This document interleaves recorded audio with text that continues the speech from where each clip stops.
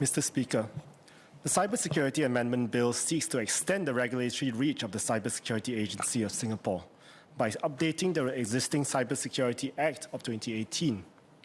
This includes the broadening of oversight across newly classified critical information infrastructure and the introduction of stringent compliance and reporting requirements, all aimed at addressing the escalating challenges within our digital environment. In this age of digitalization, cyber attacks on critical infrastructure can pose a significant threat to our national security and well-being. Examples of cyber attacks abound around the world. In December 2015, Ukraine experienced a significant cyber attack targeting its power grid, which resulted in widespread electricity outages across several regions. This was one of the first known successful cyber attacks on a power grid. The attackers, who were sophisticated and well-coordinated, used phishing schemes to install malware on the networks of several regional electricity companies. They were able to gain control of the company's systems and shut down the substations, cutting off power for approximately 230,000 people for several hours. This incident not only disrupted everyday life, but also exposed the vulnerability of essential infrastructure to cyber threats and the potential for state-sponsored cyber warfare. In May 2017, the UK's National Health Service was struck by the WannaCry ransomware, a global cyber attack that infected over 200,000 computers across 150 countries. The NHS faced significant disruption as the ransomware encrypted data on infected machines, demanding payment to restore access. Approximately 19,000 appointments and operations were cancelled, and patients had to be diverted from emergency rooms which were unable to access critical digital services. The attack highlighted the importance of cybersecurity hygiene as it exploited a known vulnerability in older Windows operating systems that had not been updated with the available patches. Here at home in 2018, hackers infiltrated SingHealth's healthcare system, stealing personal data of 1.5 million patients. This included information like names, addresses, and dates of birth. Additionally, medical records of 160,000 patients, including that of the Prime Minister, were also compromised. The sophistication of the attack, the type of data targeted, and the resources needed for such a breach suggested that this cyber attack may have been state-sponsored. In each of these incidents served as a stark reminder of the chaos and danger posed by cyber attacks. They undermine the need for robust cybersecurity measures and the ability to rapidly respond to and manage cybersecurity threats, particularly when critical national infrastructure is at risk. Sir, under this bill, the CSA is empowered to regulate, monitor, and enforce compliance through penalties and directives. I would like to ask the Minister if the bill grants the CSA or any other national body explicit authority to take over the operations of critical systems if their owners fail to secure them adequately, despite directions from the authority.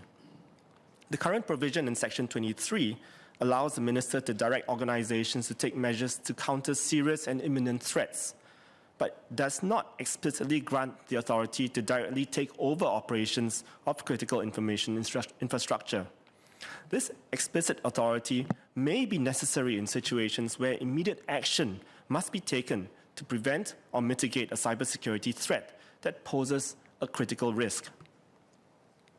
In contrast, the Bus Services Industry Act of 2015 is more explicit in its wording about operational intervention.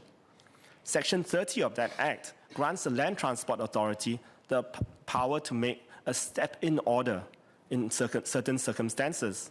This order allows the LTA to take over the operations of a licensed bus operator or appoint a step-in operator to do so. The Bus Service Industry Act also specifies the powers and functions of the step-in operator, such as having the same powers as the original licensee and requiring the licensee to provide access to premises, assets, and employees. The Cybersecurity Act is less specific about what the emergency measures and requirements may entail. Incorporating similar provisions in the Cybersecurity Act could provide a clearer legal framework for the CSA to directly intervene and take control of critical information infrastructure when necessary to protect national security or the lives of Singaporeans. This would ensure that the government has the necessary tools to respond swiftly and decisively to imminent cybersecurity threats. In addition, while the CSA's regulatory and enforcement roles are crucial, in instances where national security is at imminent risk, are there any additional protocols for bringing in the SAF's Digital and Intelligence Service, or DIS, to manage the cybersecurity defenses of critical information infrastructure? Does the Minister see it necessary to develop a framework that enables either the CSA or the DIS to respond rapidly and directly to imminent threats to our critical information infrastructure, ensuring that operational control can be swiftly transferred in a crisis? Having this operational backstop is desirable precisely because cybersecurity attacks have high potential severity and could unfold very quickly. This will require the strengthening of public-private collaboration to ensure the seamless integration of state and commercial resources in fortifying our national cybersecurity infrastructure.